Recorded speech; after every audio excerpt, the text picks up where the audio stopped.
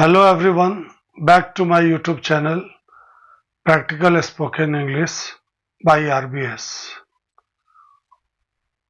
अक्सर spoken English में हम कंफ्यूज कर जाते हैं कि कब वुड का प्रयोग करें और कब विल का प्रयोग करें। तो ये कंफ्यूजन कई बार हमसे गलती करवा देता है।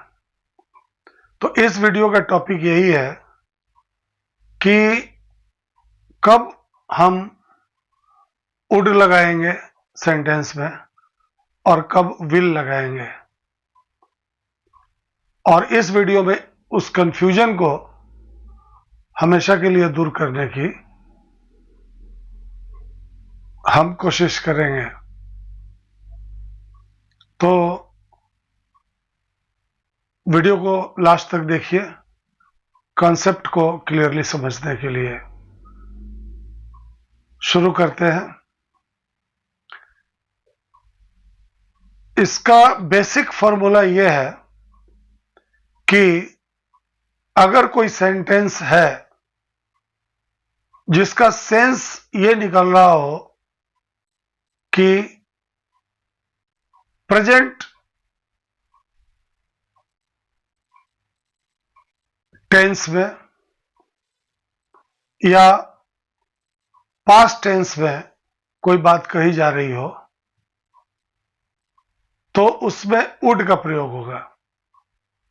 और अगर ये सेंस निकल रहा हो कि फ्यूचर टेंस में बात कही जा रही है, तो विल का प्रयोग होगा। एक ही सेंटेंस हिंदी में उसका भाव अलग अलग हो सकता है। जैसे अगर हम ये कहें कि पिछले महीने अमित ने मुझसे कहा कि वह मुंबई जाएगा, तो वह मुंबई जाएगा लेकिन उसने पिछले महीने कहा, तो इस सेंटेंस का सेंस निकलता है कि पास्ट टेंस की बात हो रही है, तो यहां पर वुड लगेगा। Last month Amit told me that he would go to Mumbai, और वह मुंबई जाएगा अगर कहें, अगर इसी सेंटेंस को हम ऐसे कहें कि अगले महीने अमित मुंबई जाएगा, तो ये फ्यूचर की बात हो रही है, तो यहां पर वुड नहीं लगेगा, विल लगेगा। अगले महीने अमित मुंबई जाएगा, Amit will go to Mumbai next month.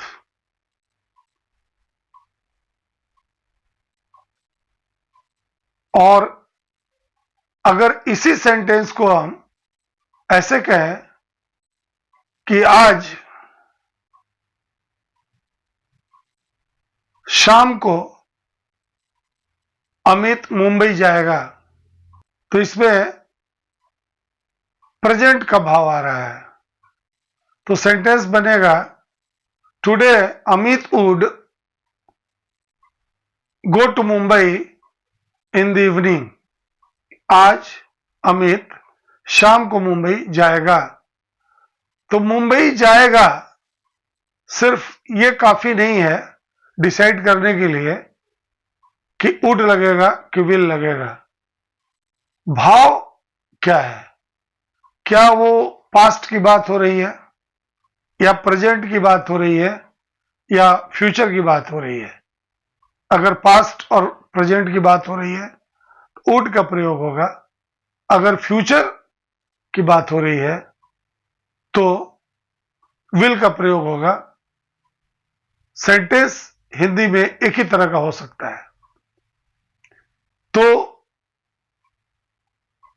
पहली चीज कि वह जाएगा, वह जाएगी, वे लोग जाएंगे। अगर गा, गी, गे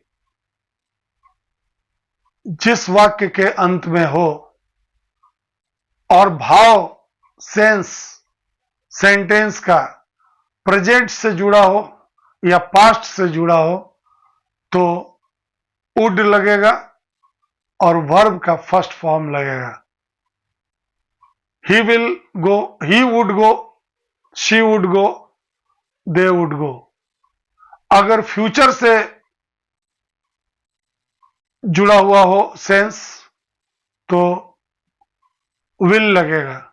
he will go, she will go, they will go. केवल वुड की जगह विल लग जाएगा और वर्ब का फर्स्ट फॉर्म। अब दूसरा, रहा होगा, रही होगी, रहे होंगे। अगर हम ये कहें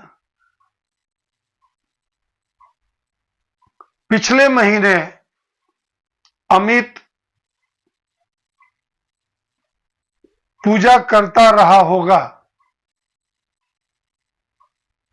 तो इसका सेंटेंस कैसे बनेगा? ये पास्ट में है, वुड भी लगेगा क्योंकि कंटिन्यूटी है। Last month Amit would be performing puja. Would be के साथ वर्ब का चौथा form. To perform puja, puja करना या प्रार्थना करना होता तो प्रेइंग हो जाता। Last month Amit would be praying. Would लगेगा, वुड बी लगेगा तो वर्ब का चौथा form perform, performed, performed, performing, verb के साथ आईएनजी। अब इसी को हम कहें कि अभी अमित पूजा कर रहा होगा तो प्रेजेंट में इसका सेंस है तो भी वुड ही लगेगा। एट द मोमेंट अभी या राइट नाउ अभी अमित वुड बी परफॉर्मिंग पूजा। लेकिन अगर इसी को फ्यूचर में ले जाएं इसका सेंस, जब तुम वहां पहुंचोगे अमित पूजा कर रहा होगा तो ये फ्यूचर से रिलेटेड है तो यहां पर वुड की जगह विल आ जाएगा, बाकी सब सेम रहेगा। When you reach there Amit will be performing puja. केवल वुड की जगह विल लग गया, बी लगेगा, फिर वर्ब के साथ आईएनजी लगेगा।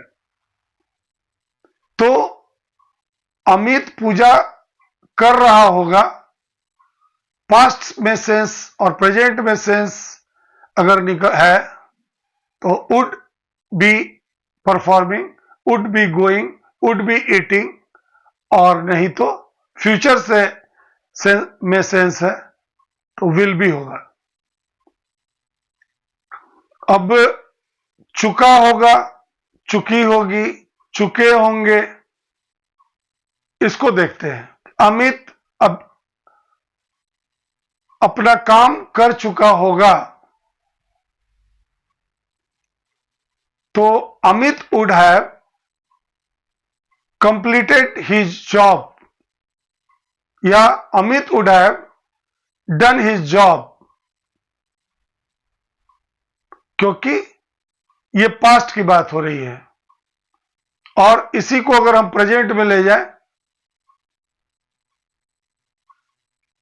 कि आज अमित अपना काम कर चुका होगा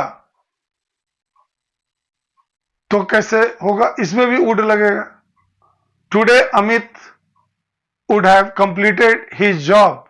अगर हम ये कहें अगले 2 दिनों में अमित अपना काम कर चुका होगा, तब होगा, यहां would नहीं लगेगा, will लगेगा. Amit will have completed his job in next 2 days. अगले 2 दिनों में, फ्यूचर में. तो will have, would have के साथ वर्ब का तीसरा फॉर्म कंप्लीट, कंप्लीटेड, कंप्लीटेड. तो हमने ये देखा कि गा गी गे वाक्य के अंत में हो, या होगा, रही होगी, रहे होंगे, या चुका होगा, चुकी होगी, चुके होंगे. इनसे एंड होने वाले जो सेंटेंस है उनका भाव देखना होता है.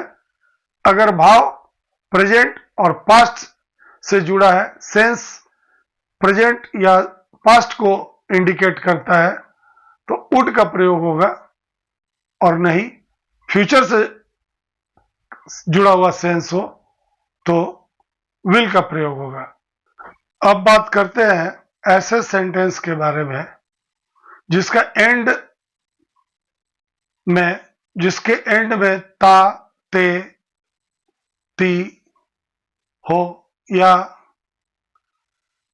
रहा होता, रही होती, रहे होते, चुका होता, चुकी होती, चुके होते. ये इस तरह से जिस सेंटेंस का एंड हो, ये ऑलवेज इसका सेंस पास्ट का होगा और हमेशा वुड का प्रयोग होगा. जैसे मैं स्कूल जाता, I would go to school. मैं आम खाता, आई वुड ईट मैंगो. अब मैं खेल रहा होता, आई वुड बी हो गया तो वर्ब के साथ ING, I would be playing. मैं सो रहा होता, आई वुड बी स्लीपिंग. मैं स्कूल जा चुका होता, चुकी होती, चुके होते. वे लोग मंदिर जा चुके होते, दे वुड हैव, वर्ब का तीसरा फॉर्म, वुड हैव में वर्ब का तीसरा फॉर्म, वुड बी में वर्ब का चौथा फॉर्म, यानी वर्ब के साथ आईएनजी. तो यहां पर they would have gone to temple. तो अगर भी किसी भी सेंटेंस के एंड इस तरीके से होते हैं, ता, ती, ते, रहा होता, रही होती, रहे होते, चुका होता, चुकी होती, चुके होते, तो विल का कोई सवाल ही नहीं है, कोई कंफ्यूजन नहीं है, हमेशा वुड का प्रयोग होगा. और इस तरीके से इस वीडियो में हमने समझा कि वुड और विल में सबसे इंपॉर्टेंट बात यह है कि कोई सेंटेंस वो किस काल से रिलेटेड है. पास्ट और प्रेजेंट से रिलेटेड है तो उसमें वुड का प्रयोग होगा, और फ्यूचर से रिलेटेड है तो विल का प्रयोग होगा. उम्मीद है कि इसके यूज में और फ्यूचर में कोई कंफ्यूजन आपको नहीं होगा. अगर वीडियो में दी गई जानकारी अच्छी लगी हो तो एक लाइक कर दीजिए, और अभी तक मेरे चैनल को सब्सक्राइब नहीं किया है तो सब्सक्राइब करके बेल बटन दबा के ऑल क्लिक कर दे, क्योंकि स्पोकन इंग्लिश से रिलेटेड वीडियोस हम बनाकर इस चैनल में डालते रहते हैं, और कम से कम ग्रामर का प्रयोग करते हुए आप अच्छी अंग्रेजी कैसे बोल सकें, इसी का हमारा प्रयास रहता है. तो मिलते हैं अगले वीडियो में एक नए इंटरेस्टिंग टॉपिक के साथ. तब तक के लिए bye. Thank you very much.